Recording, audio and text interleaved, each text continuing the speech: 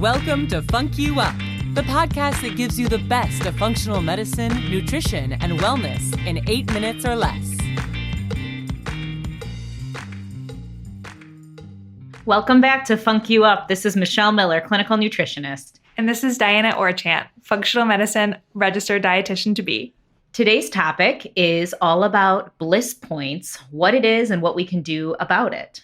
So if you're not familiar with this term, this is an area of food science that basically is revolving around how do we make our foods as delicious as possible? How do we manufacture those in the lab setting? And typically there's 3 nutrients that our bodies are programmed to seek out. So these are fat, sugar, and salt. And these 3 compounds can trigger 10,000 plus of our taste buds to send a message to our pleasure receptors in our brains and tell us that we want more. Yeah, and food companies really are doing this because they want to sell as much product as possible.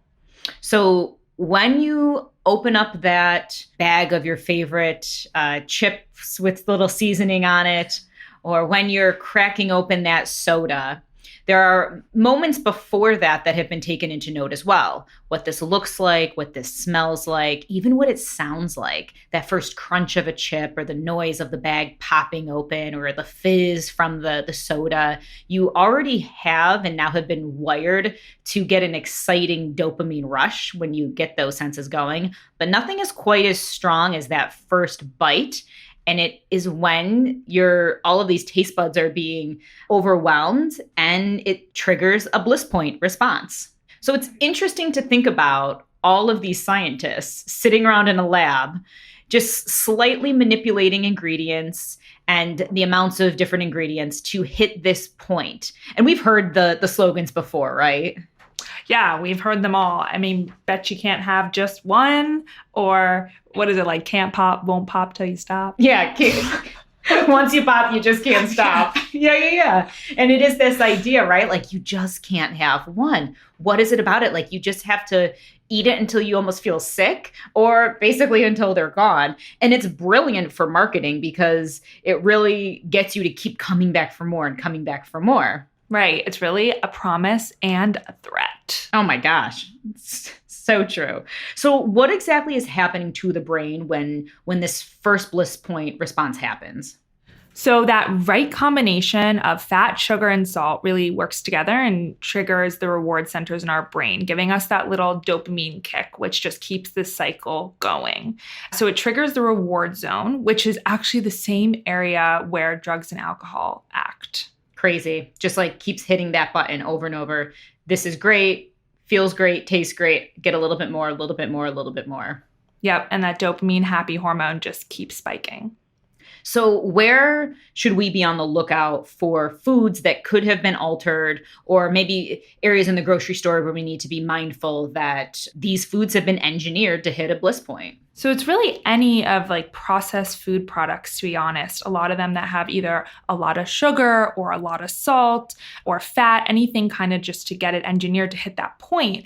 But what's interesting is that food companies have engineered bliss points in food products that didn't even used to be sweet or salty for that matter. And so what I always think of is, you look at a bag of chips and you see those 17 different ingredients that should just be a bag of potatoes and salt. Right. And that to me is a huge red flag that, they didn't put all those crazy ingredients in there for no reason at all. Well, I mean, to get you coming back for more. Yeah, exactly. No, but you're totally right. I mean, foods like pasta sauce that's available in the store is going to be very different than the pasta sauce that you're making on Sunday at home with the family. There's tons of sugar that's added to it. And I mean, I've seen comparisons where people are looking at, in like servings of desserts or like cookies, how it's the same amount of sugar that could be found in something like a tomato sauce.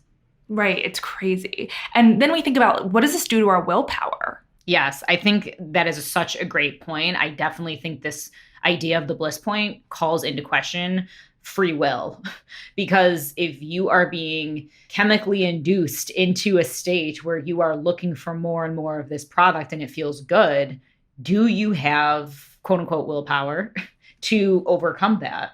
Exactly. I feel like it's really, really, really difficult. Even knowing that this thing exists, it still doesn't make it necessarily easier. I think it doesn't bring awareness to it. So in the moment you can think like, oh, wow, I'm really hitting that bliss point right now. I know what's happening. I know the pathways that are at play here. I know why I want more and more.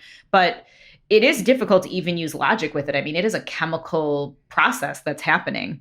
So we always think being aware of this is kind of the first step of addressing it.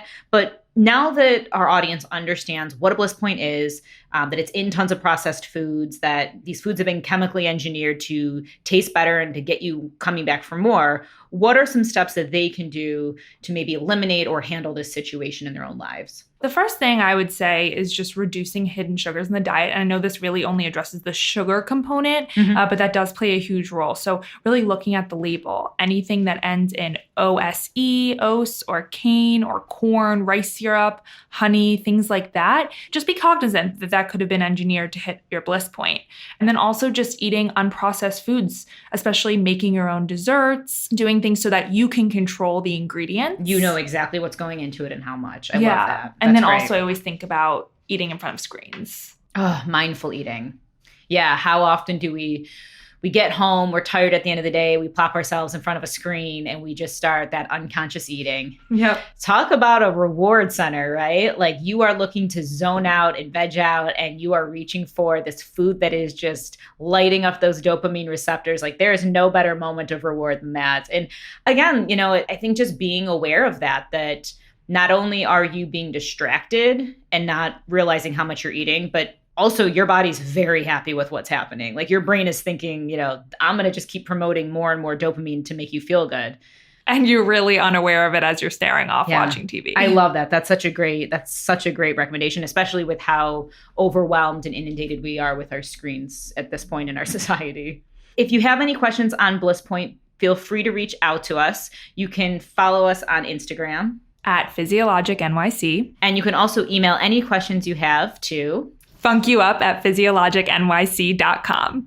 And for more tips on where to look out for these bliss points and how to handle this chemical overload on the brain, be sure to follow my Instagram at MichelleMiller_MSACN. Thanks so much for listening. We'll catch you next time. You've been listening to FUNC You Up. Be sure to like, review, and subscribe for more daily tips on living well.